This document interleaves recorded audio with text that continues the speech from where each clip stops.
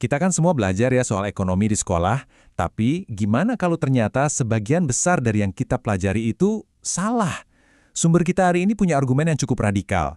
Kita semua ini udah dibohongin soal uang, inflasi, dan cara kerja dunia keuangan. Yuk kita bongkar kebohongan itu satu persatu. Oke, kita mulai dengan klaim yang gila banget ya kan? Ini bukan sekedar opini biasa. Ini adalah dasar dari semua ide yang bakal kita obrolin. Menurut sumber ini, inflasi yang kita tahu itu bukanlah fenomena ekonomi biasa, tapi sebuah, penipuan yang sistematis.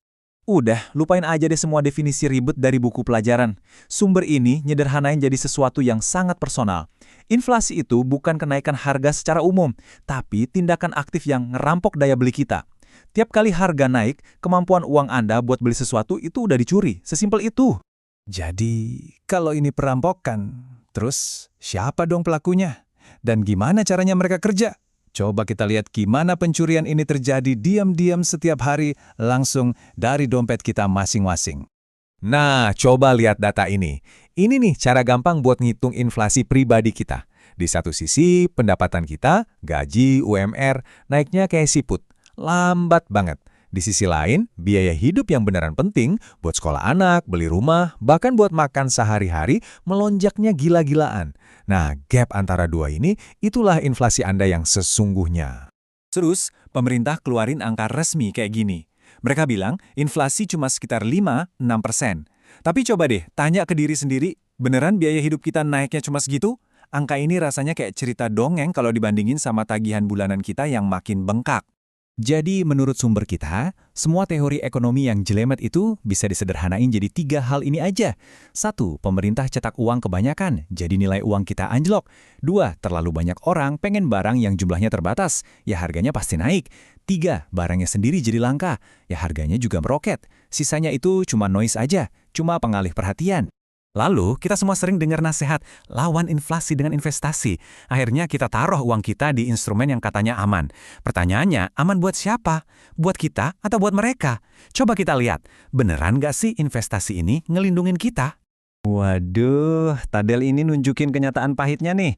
Bahkan kalau kita pakai angka inflasi resmi yang katanya rendah itu, investasi aman kayak reksadana dan deposito ternyata gagal total. Imbal hasilnya aja nggak nutupin inflasi. Artinya, uang yang kita simpan di bank atau reksadana itu nilainya malah kemakan inflasi tiap tahun. Bukannya untung, malah buntung. Dan yang lebih parah lagi, ini nih. Di atas kerugian karena inflasi, kita masih harus bayar biaya manajer investasi sampai 4%.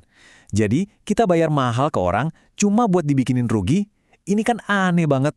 Model bisnis yang sempurna, tapi jelas bukan buat kita.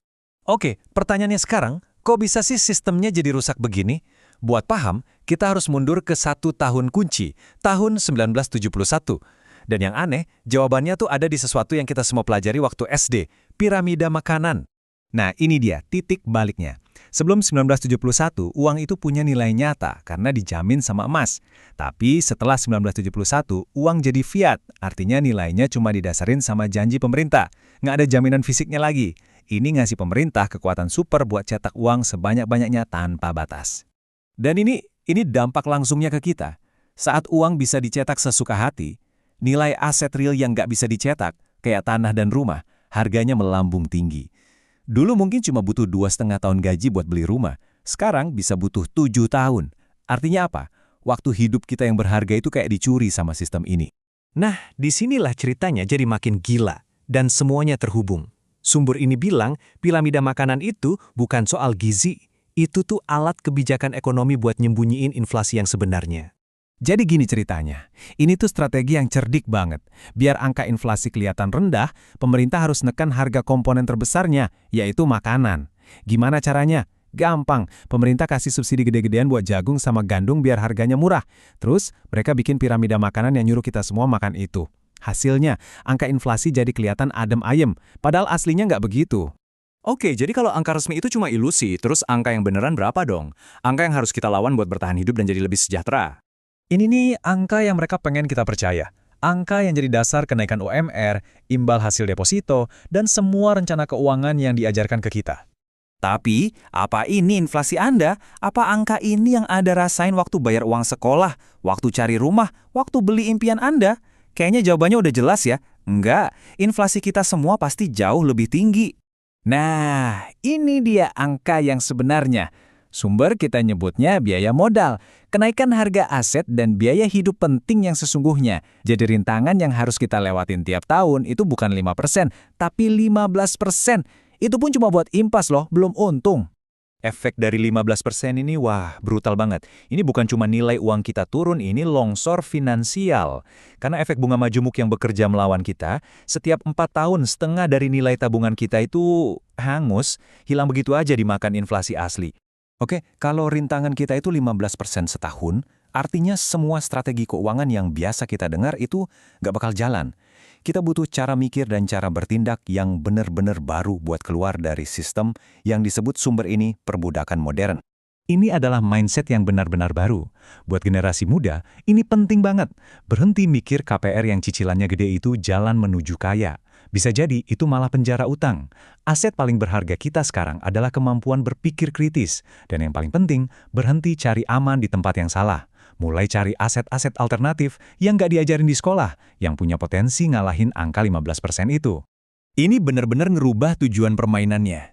Fokus kita bukan lagi cuma gimana caranya biar aset nggak kemakan inflasi. Bukan. Fokusnya sekarang adalah gimana caranya menang lawan biaya modal 15%. Pola pikir kita harus berubah. Dari yang tadinya cuma bertahan, sekarang jadi harus menyerang. Dan dengan pertanyaan provokatif ini, kita semua ditantang. Setelah tahu aturan main yang sebenarnya, pertanyaannya bukan lagi apakah saya akan menang atau kalah, tapi langkah apa yang bakal Anda ambil mulai besok.